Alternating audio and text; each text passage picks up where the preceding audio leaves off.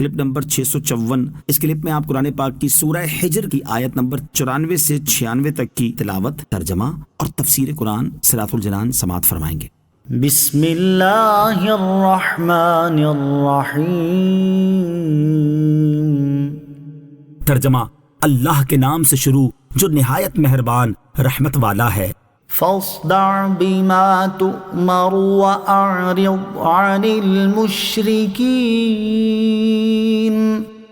ترجمہ، پس وہ بات اعلانیہ کہہ دو جس کا آپ کو حکم دیا جا رہا ہے اور مشرکوں سے منہ پھیر لو۔ فاصدع بما تؤمر، پس وہ بات اعلانیہ کہہ دو جس کا آپ کو حکم دیا جا رہا ہے۔ اس آیت میں سرکار دو عالم صلی اللہ تعالی علیہ وآلہ وسلم کو رسالت کی تبلیغ اور اسلام کی دعوت کے اظہار کا حکم دیا گیا۔ عبداللہ بن عبیدہ کا قول ہے کہ اس آیت کے نزول کے وقت تک دعوت اسلام اعلان کے ساتھ نہیں کی جاتی تھی۔ اسلام کی دعوت دینے کے مراحل: اعلان نبوت کے بعد 3 برس تک حضور اقدس صلی اللہ تعالی علیہ وسلم انتہائی پوشیدہ طور پر اور نہایت رازداری کے ساتھ تبلیغ اسلام کا فرض ادا فرماتے رہے، اور اس درمیان میں عورتوں میں سب سے پہلے حضرت خدیجہ رضی اللہ تعالی عنہا، اور آزاد مردوں میں سب سے پہلے حضرت ابوبکر صدیق رضی اللہ تعالیٰ عنہ، اور لڑکوں میں سب سے پہلے حضرت علی المرتضیٰ کرم اللہ تعالی وجہہ الکریم، اور غلاموں میں سب سے پہلے حضرت زید بن حارثہ رضی اللہ تعالی عنہ ایمان لائے۔ 3 برس کی اس خفیہ دعوت اسلام میں مردوں اور عورتوں کی ایک تعداد اسلام قبول کر کے سید المرسلین صلی اللہ تعالی علیہ وسلم کے دامن اقدس سے وابستہ ہو گئی۔ اس کے بعد اللہ تعالیٰ نے اپنے حبیب صلی اللہ تعالی علیہ وسلم پر سورہ شعراء کی آیت وَأَنذِرْ عَشِيرَتَكَ الْأَقْرَبِينَ نازل فرمائی اور حکم دیا کہ اے حبیب صلی اللہ تعالی علیہ وسلم، آپ اپنے قریبی خاندان والوں کو اللہ تعالیٰ سے ڈرائیے۔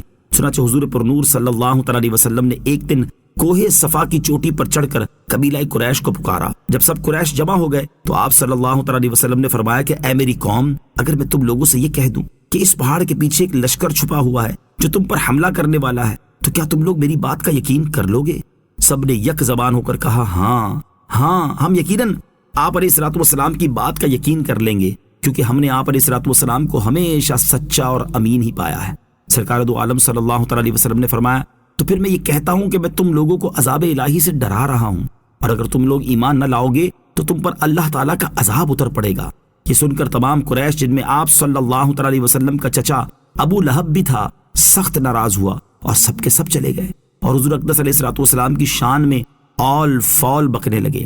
اب وہ وقت آ گیا کہ اعلان نبوت کے 4تھے سال سورہ حجر کی آیت فاصدع بما تؤمر نازل ہوئی، اور اللہ تعالیٰ نے یہ حکم فرمایا کہ اے حبیب، آپ کو جو حکم دیا گیا ہے اس کو علل اعلان بیان فرمائیے۔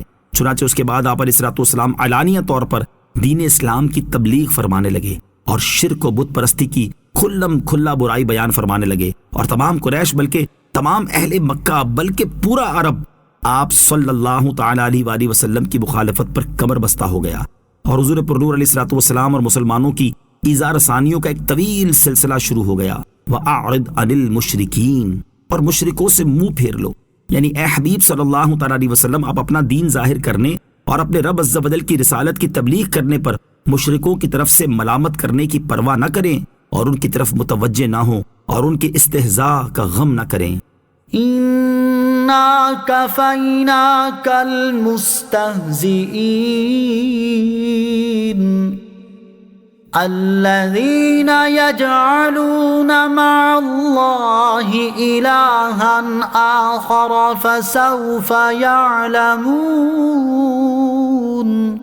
ترجمہ، بے شک ان ہنسنے والوں کے مقابلے میں ہم تمہیں کافی ہوں گے جو اللہ کے ساتھ دوسرا معبود ٹھہراتے ہیں، تو ان قریب جان جائیں گے۔ اِنَّا كَفَيْنَاكَ، بے شک ہم تمہیں کافی ہوں گے۔ کفار قریش کے 5 سردار: نمبر 1 عاص بن وائل سہمی، نمبر 2 اسود بن مطلب، نمبر 3 اسود بن عبد یغوث، نمبر 4 حارث بن قیس، اور ان سب کا افسر نمبر 5 ولید بن مغیرہ مخزومی، یہ لوگ نبی کریم علیہ الصلوۃ والسلام کو بہت ایذا دیتے اور آپ علیہ الصلوۃ والسلام کا مذاق اڑایا کرتے تھے۔ اسود بن مطلب کے خلاف حضور اقدس علیہ الصلوۃ والسلام نے دعا کی تھی کہ یا رب عز و جل اس کو اندھا کر دے۔ ایک روز تاجدار رسالت صلی اللہ تعالی علیہ وسلم مسجد حرام میں تشریف فرما تھے کہ یہ 5 آئے اور انہوں نے حسب دستور تان اور مذاق کے کلمات کہے اور طواف میں مشغول ہو گئے۔